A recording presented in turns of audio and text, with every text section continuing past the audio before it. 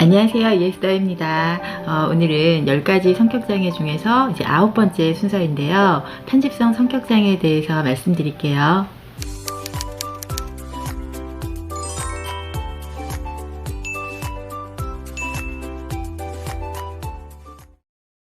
편집성 성격장애를 대표할 만한 단어를 꼽으라면 의심과 경계예요. 이분들은 이렇게 전반적으로 다른 사람들을 믿지 못하고 타인의 동기를 악의적으로 해석하는 경향이 있어요. 그러다 보니까 다른 사람들을 이렇게 지나치게 경계를 하게 되는데, 자신이 무슨 말을 하거나 어떤 정보를 공개하면 다른 사람들이 이것을 이용하고 악용할까봐 누구한테라도 터놓고 자기 속을 보이는 일이 거의 없어요. 그래서 보면 늘 행동이 조심스럽고 또 비밀도 많고 자기 얘기는 절대 안 하고 지나칠 만큼 생각이 복잡하고 치밀합니다. 언뜻 봤을 때는 이렇게 치밀한 모습 때문에 상당히 객관적이고 논리적이고 합리적인 사람으로 이렇게 보일 수도 있는데, 실제로는 충분한 근거 없이 남을 믿지 못하고 또 자기가 손해보기 싫어서 또 지기 싫어서 사사건건 꼬치꼬치 캐묻고 논쟁하고 고집을 부리는 거거든요. 그래서 이 편집성 성격장애를 지닌 분들의 경우 툭하면 소송이나 이런 일들이 자주 있어요. 우리 주변에도 이런 분들이 있을 수 있어요. 일반적으로 보통 사람들은 법적 분쟁에 휘말리게 되면 참 힘들어하고 괴로워하는데, 이 편집성 성격장애를 지닌 분들의 경우는 어떻게 보면 이 고발, 소송 이런 것들이 취미로 보일 만큼 참 일상적이기도 합니다. 또 상대방이 어떤 말이나 행동을 했을 때 그것을 곧이곧대로 받아들이지 못하고 아무런 악의가 없는데도 불구하고 자꾸만 괜한 오해를 하면서 불편해할 때가 많아요. 누가 커피를 한 잔 사주면 왜 이러지? 무슨 꿍꿍이가 있나? 이런 생각을 하면서 누군가의 진심 어린 호의나 배려조차도 그대로 받아들이지를 못하고 자꾸만 의심을 하는 거죠. 이분들 자체가 워낙에 자율성과 통제에 대한 집착이 강하거든요. 그래서 누군가에게 도움을 받거나 의존을 하는 것을 상당히 싫어해요. 왜냐하면 이분들은 의존이라는 것은 상당히 약하고 나약하고 열등한 거라고 생각하기 때문이에요. 누가 옆에서 좀 도움을 주려고 다가가면 그것이 고마운 게 아니라 내가 뭘 잘못하고 있나? 이런 식으로 생각하게 되고, 누군가가 작게라도 지적을 하거나 조금이라도 이제 부정적인 평가를 받게 되면 상당히 불쾌하면서 모욕적으로 느끼고, 또 상대방을 상당히 무례하고 악의적이고 자신의 품위를 손상시킨 것처럼 받아들이면서 발끈해하고 반격을 합니다. 일반적인 사람들보다 훨씬 더 뒤끝이 있고 또 그게 아주 오래가는 편인데, 특히 자신이 이제 모욕감을 느끼면 지속적으로 마음에 두고두고 원한을 품습니다. 돈이나 권력, 명예 이런 것에도 집착하는 경향이 있어요. 이건 타인을 믿지 못하는 이분들의 특성에 비춰보면 당연할 수밖에 없겠죠. 믿을 건 돈밖에 없어. 힘이 없으면 짓밟히는 거야. 이런 식으로 사람을 믿지 못하기 때문에 그 대신 돈이나 권력, 힘으로 자신을 지키려고 하고 질서나 지위, 계급 이런 것에 지나치게 집착하면서 힘과 권력으로 주위 사람들을 지배하고 조종하려고 합니다. 편집성 성격장애는 여성보다 남성에게서 더 많이 나타나는 것으로 알려져 있는데, 이렇게 남을 믿지 못하는 특성은 연인이나 배우자와의 관계에서도 나타나겠죠. 의처증이나 의부증이 있는 사람은 바로 이 편집성 성격장애가 바탕에 깔린 경우가 많은데, 이분들이 가지고 있는 과도한 의심, 경계, 적대감으로 인해서 주변 사람들과 끊임없이 갈등을 겪게 되고 사람들과 친밀한 관계를 맺지 못하면서 스트레스가 점점 많아지고, 이러면서 우울이나 강박, 또 알코올 남용 같은 다른 문제들이 함께 나타나기도 합니다. 편집성 성격장애 진단 기준을 항목별로 간략하게 살펴볼게요. 총 7가지 항목 중에서 4가지 이상에 해당되고, 이런 특징이 주로 성인기 초기부터 시작이 돼서 아주 오랜 시간 동안 일상생활에 전반적으로 영향을 미칠 때 편집성 성격장애라고 볼 수 있겠죠. 충분한 근거 없이 타인이 자신을 착취하거나 해를 끼치거나 속이려 한다고 의심한다. 친구나 동료의 충정이나 신뢰에 대해 근거 없는 의심에 사로잡혀 있다. 어떤 정보가 자신에게 나쁘게 이용될 것이라는 잘못된 두려움 때문에 타인에게 비밀 등을 털어놓기를 꺼린다. 보통의 악의 없는 말이나 사건에 숨겨진 위협 또는 자신의 품위를 손상하는 의미가 있다고 해석한다. 지속적으로 원한을 품는다. 즉 모욕, 무례 또는 경멸을 용서하지 못한다. 다른 사람이 볼 때는 분명하지 않은 자신의 성격이나 평판에 대한 공격을 지각하고 즉시 화를 내거나 반격한다. 정당한 이유 없이 배우자 또는 애인의 정절에 대해 반복적으로 의심한다.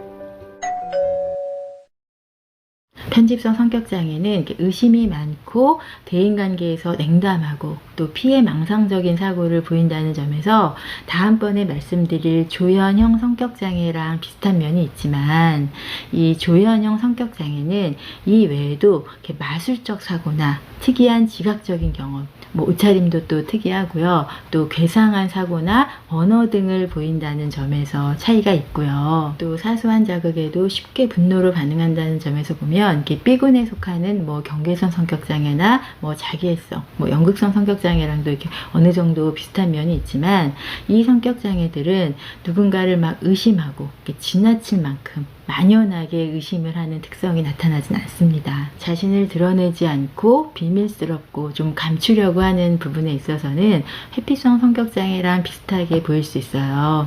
그런데 이 회피성 성격장애는 자신의 무능함이 드러날까봐 또는 거절에 대한 두려움 때문에 자신을 드러내지 못하는 거지, 이 편집성 성격장애처럼 누군가가 자신의 정보를 이용하고 악용할까봐 조심하고 비밀을 유지하는 그런 것과는 많이 다릅니다.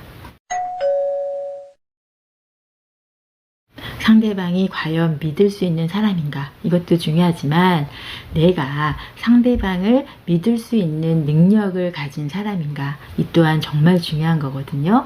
이 상대방을 믿을 수 있는 능력을 바로 기본적인 신뢰라고 말할 수 있는데, 이 기본적인 신뢰는 생애 초기, 아이가 태어나서 한 24개월 정도 이렇게 영아기 시절에 형성이 되거든요. 이 시기에 아이가 이제 배가 고파서 울면 엄마는 얼른 젖을 물려주고, 또 아이가 졸린다고 칭얼칭얼 거리면 막 토닥토닥 해주면서 잠을 편안하게 재워주고, 이렇게 아이가 편안하게 먹고 자고 돌봄을 받을 때, 바로 이럴 때 아이는 누군가가 나를 지켜주고 있구나, 나는 안전하구나, 이 세상은 안전한 곳이구나, 믿을 만한 곳이구나 라는 기본적인 신뢰를 갖게 되는 거거든요. 그런데 이 시기에 적절한 보살핌을 받지 못해서 기본적인 신뢰를 형성하지 못하게 되면 당연히 다른 사람들의 의도나 관점을 믿고 이해하는 방법을 배우지 못할 것이고, 또 그러면서 결과적으로 아주 사소한 일에도 툭하면 의심을 일삼는 성격으로 발달하게 된다는 거죠.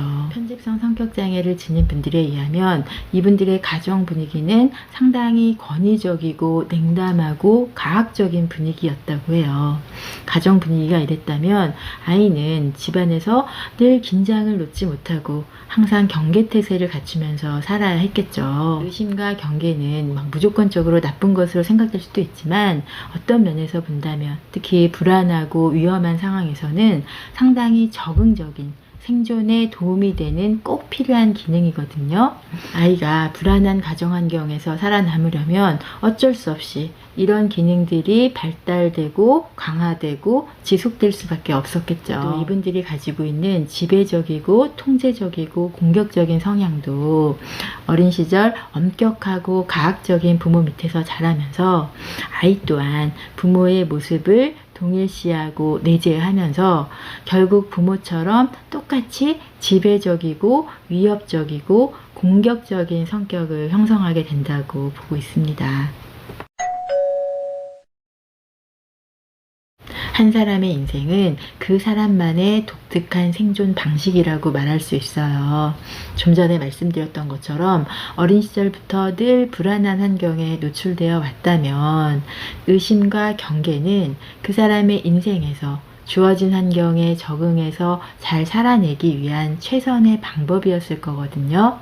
그리고 과거에는 그 방식이 살아가는 데 도움이 됐을 거고요. 하지만 이미 어른이 된 지금, 어린 시절과는 너무나도 많은 게 달라졌는데 계속해서 어린 시절의 생존 방식을 고수한다면 이제는 더 이상 도움이 되기는커녕 오히려 문제가 될 수도 있거든요. 그런데 성격이라는 것 자체가 대부분 자아 동조적이에요. 왜 그러냐면 한평생 이 성격으로 살아왔기 때문에 이 성격이야말로 나에게 가장 익숙하고 친숙하고 편하다는 거죠. 그래서 내 성격의 문제점을 잘 깨닫지도 못하고 또 굳이 바꾸고 싶지도 않거든요. 하지만 계속적으로 나와 내 주변에서 갈등과 어려움이 있다면 지금 내가 어린 시절을 살아냈던 그 방법 그대로 너무 미성숙하게 살아가고 있는 건 아닌지 생각해 볼 필요가 있어요. 본인뿐만 아니라 이렇게 배우자나 가족, 또 이렇게 주변에 가까운 관계에 있는 사람들도 상당히 힘들 텐데 주변 분들께서도 이분들께 이제는 어린 시절 그렇게 불안하고 위험했던 상황과는 많은 것들이 달라졌다는 것을 지속적으로 전달해 주길 권해요. 그런데 지속적으로 전달해 주라고 해서 이분들과 막 논쟁을 하라는 건 아니에요. 이분들과는 이렇게 논쟁을 통해서 얻을 수 있는 건 거의 없고 오히려 이렇게 막 논쟁을 하다 보면 상황이나 관계가 더 악화될 수 있거든요. 이건 왜 그러냐면 이분들은 힘과 권력, 통제에 대한 욕구가 크기 때문에 뭐 힘싸움, 뭐 기싸움 이렇게 팽팽한 대립관계에 놓이게 되면 혹시라도 힘이나 권력을 이렇게 빼앗기게 될까봐 두려워하기 때문에 이분들이 가지고 있는 권력이나 통제에 대한 욕구가 더 커지고 또 거기에 더 집착하게 만드는 셈이 될 수 있기 때문이에요.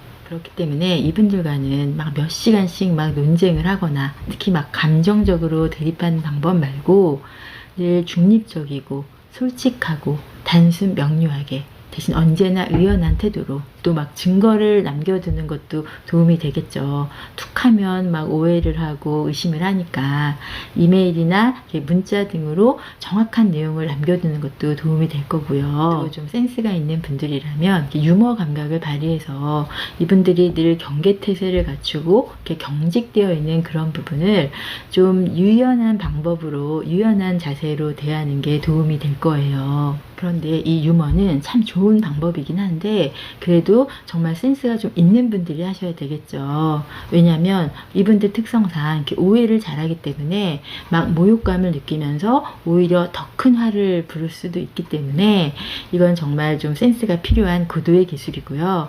핵심은 이분들이 가지고 있는 이렇게 지나치게 누군가를 경계하고 이렇게 경직되어 있는 상대방에게 유연한 태도로 이렇게 부드럽고 만만하게 대처하는 것이 중요하다는 말씀을 드리는 거예요.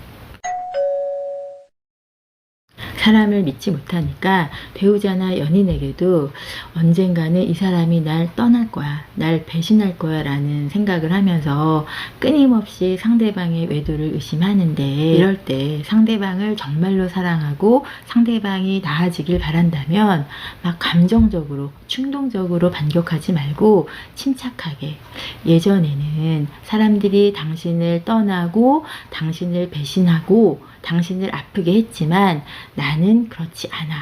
나는 당신에게 위험한 사람도 아니고 당신을 이용하지도 않고 무엇보다 당신을 사랑하고 당신과 함께 있을 거야 라는 메시지를 꾸준하게 전달해 주시길 권해요. 물론 쉽진 않고 또 시간도 오래 걸리겠지만 이 편집성 성격장애의 가장 핵심적인 요인은 신뢰감의 결여거든요. 이분들이 그동안 경험하지 못했던 이 믿음이라는 경험을 이제라도 새로운 대상과 하게 될 때 그래서 이분들이 누군가를 믿을 수 있는 능력을 갖출 수 있게 된다면 그것이야말로 진정한 치료의 열매거든요.